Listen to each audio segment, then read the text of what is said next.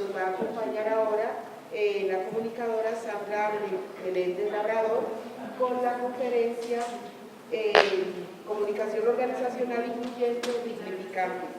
Como les había comentado anteriormente, es comunicadora social organizacional de la Universidad Autónoma de Bucaramanga, con maestría en comunicación estratégica y candidata a doctorado en comunicación. Actualmente becaria de Conciencia y de la Universidad del Norte. Entonces, Sandra, te dejamos pues para que se enriquezca con esta idea. Muchas gracias. Buenos días. Al igual que el profesor Jaime, estoy muy emocionada con este evento y que la Universidad Autónoma de Occidente haya abierto las puertas a este tema. Llevo 8 años investigando la relación comunicación-discapacidad y se pueden contar con los dedos de la mano en las últimas 2 décadas, en los últimos 20 años, algún encuentro académico o algún debate académico sobre el tema en Colombia. De lo que les voy a hablar a partir de ahora es de una investigación para la maestría que desarrollé hace 7 años, entonces ubiquémonos hace 7 años. Y esto es lo que les voy a presentar. ¿A qué suena una organización incluyente?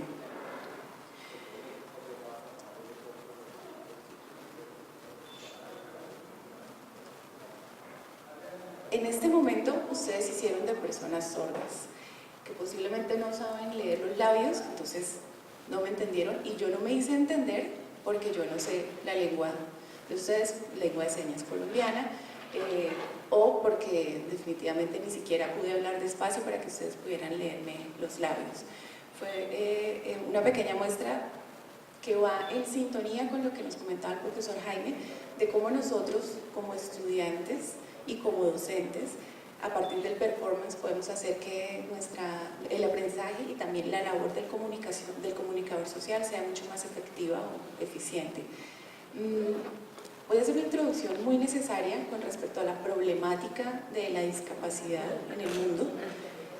La población con discapacidad en el mundo es un grupo desfavorecido. Ojo con esta palabra, no es vulnerable, es desfavorecida, porque es una población que está en riesgo. La población vulnerable es las personas que por sí mismas no son capaces, que por sí mismas tienen limitaciones, pero acá las limitaciones con respecto a la población con discapacidad las pone la sociedad. Entonces es una población que es desfavorecida, está en riesgos, que ha debido enfrentar enormes retos en términos económicos, sociales, políticos y culturales, algunos de los cuales constituyen necesidades básicas del ser humano, como aseguramiento de la salud, la vivienda digna, un logro educativo, empleo formal, es decir, son atravesados por problemáticas en múltiples niveles. En ese sentido, ellos llegan a una pobreza multidimensional. El 82% de las personas con discapacidad en América Latina viven en condiciones de pobreza o pobreza extrema, y esta es la condición que afecta no solo a la persona, sino también a la familia. Específicamente con esta investigación que les voy a presentar vamos a ahondar el área del empleo. Bien.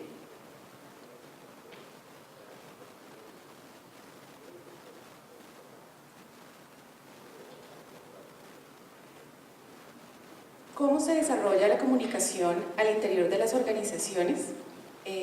Organizaciones que cuentan con una valiosa diversidad de capacidades de talento humano. Entonces acá comenzamos, voy a hablarles desde como investigadora, como estudiante, como docente, como comunicadora organizacional, periodista, es decir, desde múltiples lugares que es importante que lo veamos. Entonces, yo estaba como observadora en un puesto de McDonald's en Bogotá, cuando me encuentro que hay una persona, un hombre, un joven, vestido con su uniforme, se sabía que era empleado de McDonald's y estaba interactuando con otro en lengua de señas. Me causó muchísima curiosidad y empecé a pensar como comunicadora organizacional, ¿yo qué haría si soy la encargada de las comunicaciones en McDonald's y de un momento a otro la empresa, dentro de su plan de responsabilidad social empresarial, se le ocurrió una estrategia de marketing, es decir, uno de los casos, y se le ocurrió incluir a personas con discapacidad, en este caso auditiva? Yo como comunicadora organizacional o como comunicadora interna, ¿qué voy a hacer? ¿Por qué? Porque a diferencia de las personas con discapacidad física, a las que se les adecúa la organización desde el diseño universal, desde el diseño universal, que las rampas, que haya ascensores, lo que más conocemos con respecto a adaptaciones para personas con discapacidad. En este caso, son personas que las barreras de información y de comunicación radican en el lenguaje.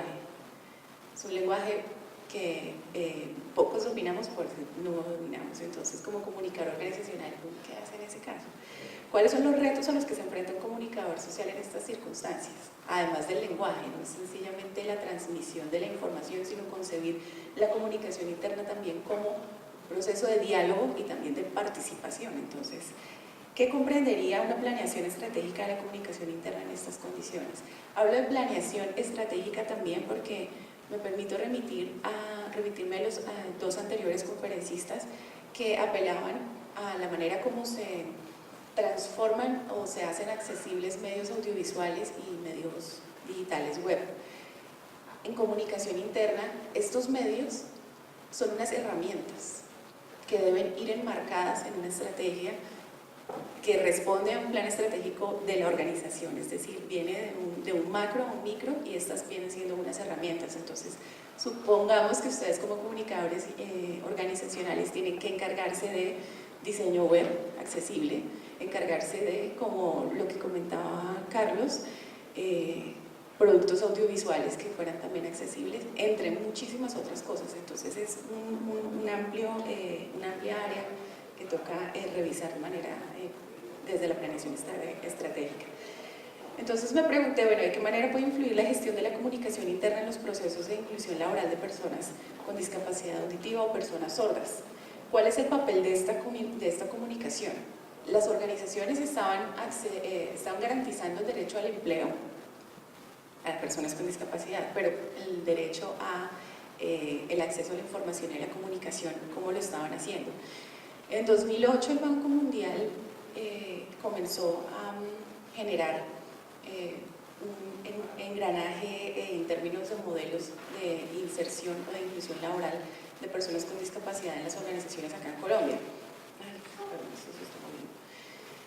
Y comencé a indagar, acá ya voy al proceso de investigación.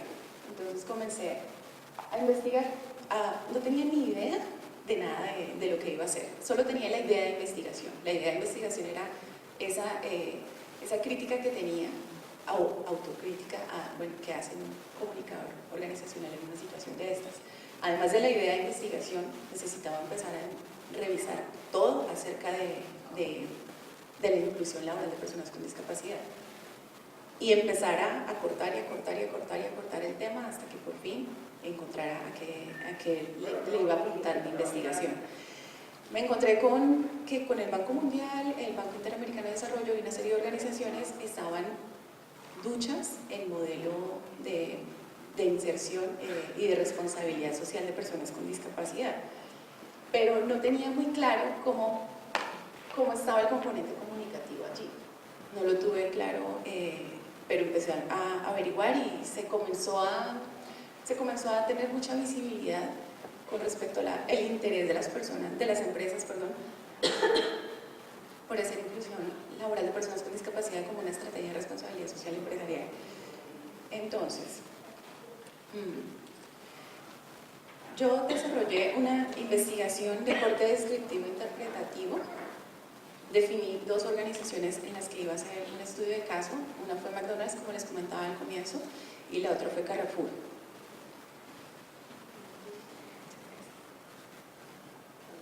¿Cómo llegué a ellas? Bueno, como investigadora tocó tocar muchas puertas. Empecé a tocar muchísimas puertas, instituciones públicas, instituciones privadas, hasta que encontré una que es la Fundación Arcángeles. No sé si la han escuchado, que es de Juan Pablo Salazar, que es actualmente el presidente del Consejo Nacional de Discapacidad. Bueno, todo esto se fue aprendiendo en la labor de, bueno, no tengo ni idea qué es esto, pero comencemos a ver.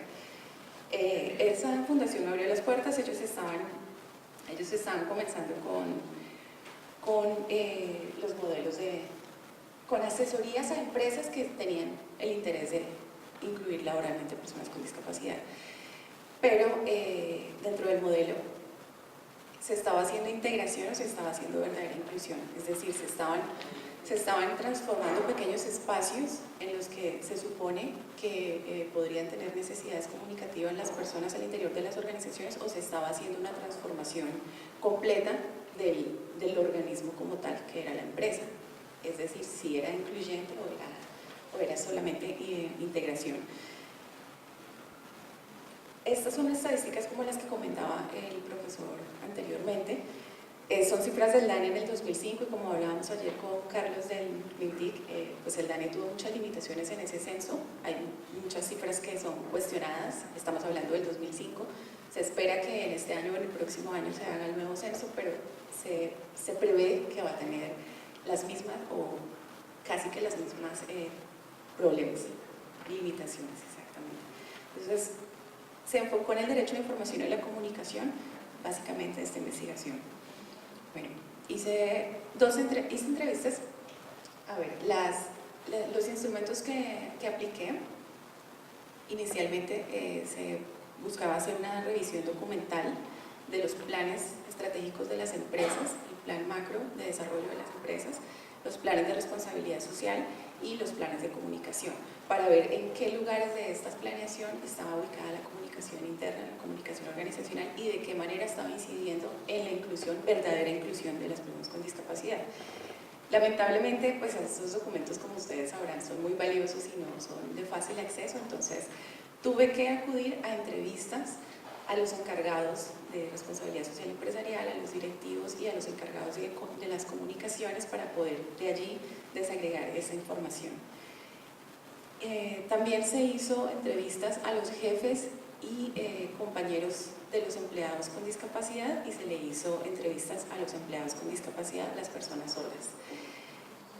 Aquí vale la pena hacer una aclaración en términos de el quehacer de la investigación, porque primero se hizo una observación participante y a partir de esa observación participante, cómo interactuaban las personas, estos empleados sordos, de alguna manera empecé a desagregar las ideas para construir los formatos o cuestionarios de las entrevistas semiestructuradas. Se diseñaron dos tipos de entrevistas semiestructuradas. Los cuestionarios para las personas oyentes, que eran los directivos, encargados de responsabilidad social, encargados de comunicaciones, jefes y compañeros, y por otro lado un cuestionario semiestructurado completamente diferente, en el sentido de que tenía que, si lo leían las personas con discapacidad auditiva, debían comprender qué era lo que se estaba diciendo allí, y las personas con discapacidad auditiva o personas sordas son usuarios de la lengua de señas, pero también desde lo escrito, desde la escritura, tienen dificultades para comprender unas oraciones, entonces la composición de estas oraciones tenía que cambiar. Asimismo, tuve que acudir a la ayuda de un intérprete que tenía que estar capacitado y empapado del tema lo suficientemente bien para que en el momento de la traducción yo como investigadora no encontrara algún tipo de dificultad para que la interpretación fuera lo más cercana a la realidad posible. Bueno, de aquí, ¿quiénes son comunicadores organizacionales o están familiarizados o están estudiando comunicación por la línea organizacional? Estudiantes y docentes, ¿verdad?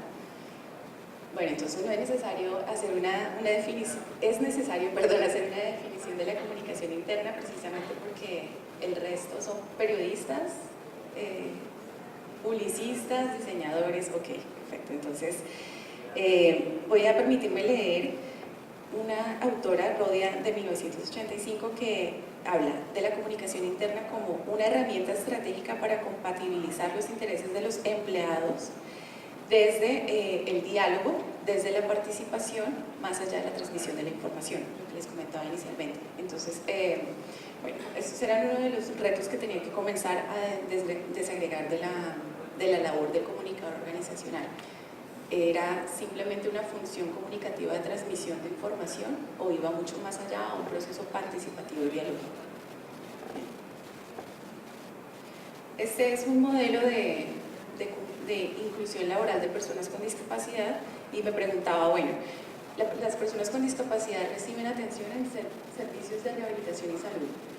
Luego, capacitación y formación para el trabajo. Entonces, una persona con discapacidad que adquiere una discapacidad es atendida como en rehabilitación, en salud. Luego, se pasa a una capacitación y formación en que se va a desempeñar laboralmente. Y finalmente está la oferta laboral, pero detrás de este modelo es muy difícil entender dónde está la comunicación, cómo se está dando la comunicación.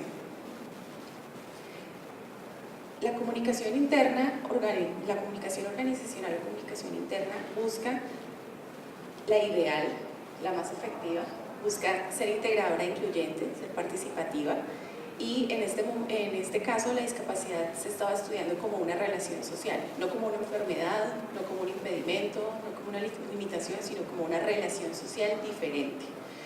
El público interno y los procesos organizacionales se concibieron en la investigación como sistemas adaptables complejos. ¿Esto qué quiere decir? Que las personas no se conciben como máquinas, pero me encontré con, por ejemplo, en McDonald's, las personas con discapacidad auditiva están en una línea de producción fordista. Entonces están el armado de las hamburguesas, el empaquetado y el servicio al cliente. Entonces allí las personas fácilmente pueden ser confundidas o pueden ser vistas como máquinas. Era muy importante revisar en este caso cómo las organizaciones estaban concibiendo a estas personas. Convergen múltiples elementos individuales y diversos, están interconectados, interactúan en múltiples niveles